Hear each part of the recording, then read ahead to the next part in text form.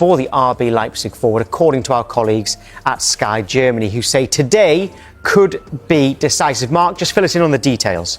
Yeah, it feels like the timescale for this one getting completed is shortening now. We know that there has been this dilemma for Benjamin Sesko with regards to where does he want to go, but with Newcastle at the moment. Now, Newcastle's initial offer of 75 million euros with 5 million in add-on, right, that's kind of where we're at, but we'd just like to discuss the payment terms, the structure, and any potential extra add-ons. Gone back in with a second offer, which we believe to be a guaranteed 80 million euros with some add-ons as well. So Newcastle United and Eddie Howe in the market for a striker, pushing hard, and last night it looked like they made a significant step forward to try and get this deal agreed.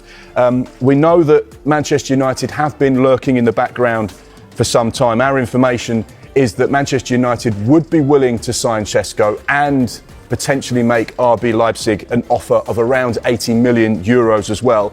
He'll get very similar wages at both football clubs, and ultimately this has been left to the player to decide. Where would you like to go? Would you like to go and join Eddie Howe's Newcastle United or Ruben Amorim at Manchester United?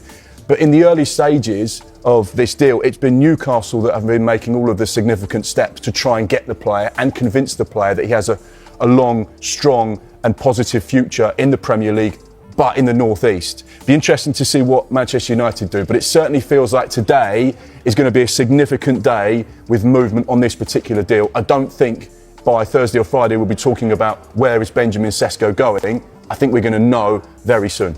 Right, Jay Bothroyd, welcome. Let's start with the Newcastle side of things and then move on to Manchester United. If Isak goes, is he the perfect replacement? Yeah, I think he would be a great signing. I really like the way he plays. He's got a lot of great attributes, very strong. He is 22 years old as well, so you've got a lot of upside from that point of view, even though you're spending a lot of money for someone that's obviously not proven in the Premier League yet. But, I mean, he would have time to bed himself in and grow as a good player, just like Isak kind of did, really. But again, I think he's a great goal scorer, great movement. He's got a good touch. He can manufacture his own goals, which is very important. And if Isak is going, I mean, in my opinion, Isak is probably the best all-round number 9 right now in the world. And to bring someone like that in with so much potential, I think it would be a great signing for Newcastle. This is the question that everybody's asking right now. I mean, if you were Benjamin Sesko and you were given that choice, Newcastle United or Manchester United, right now, what's the more attractive option? I mean, both clubs are great clubs and it's great for him to be in that position. But I still don't think you can turn down Man United. I still think there's a big ceiling for Man United, obviously because of the financial fair play as well.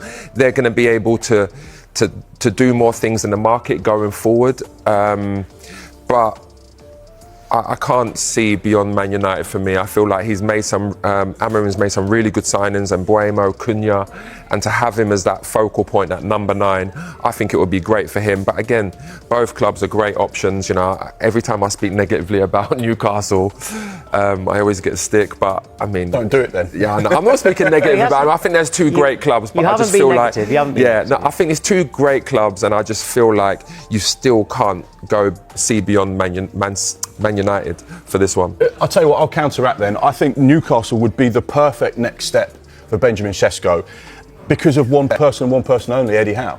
You know, at 22 years old, he has age on his side.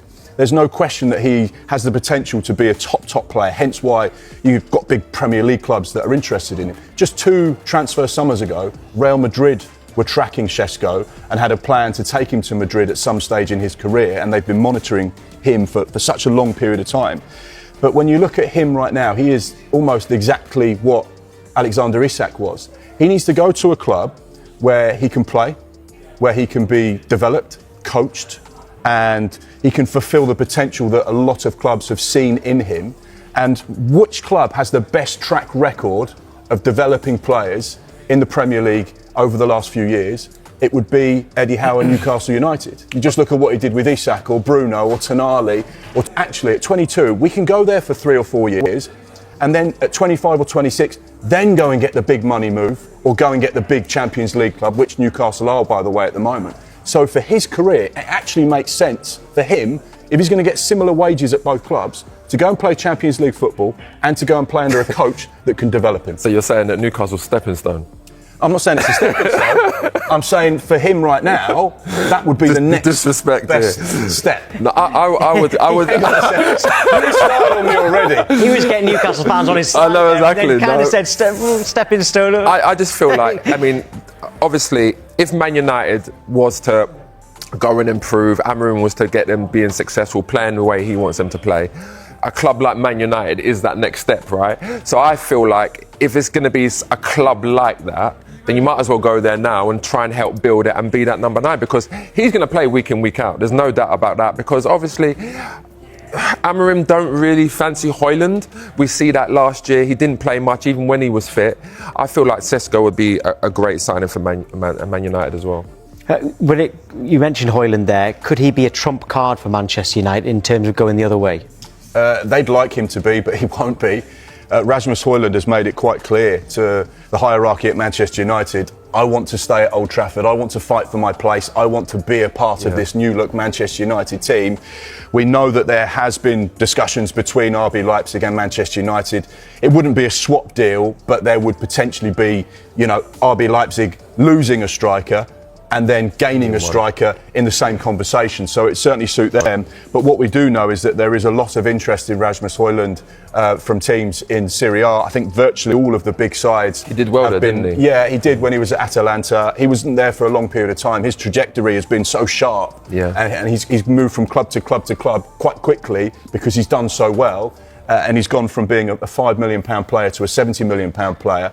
So therefore, there is an awareness about the qualities he has in Serie A, hence why there is a lot of clubs interested in him.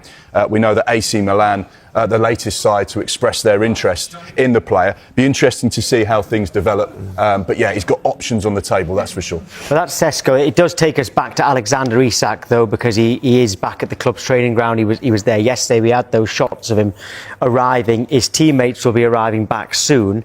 If you're in his position, Jay, how difficult will it be for Isak when those teammates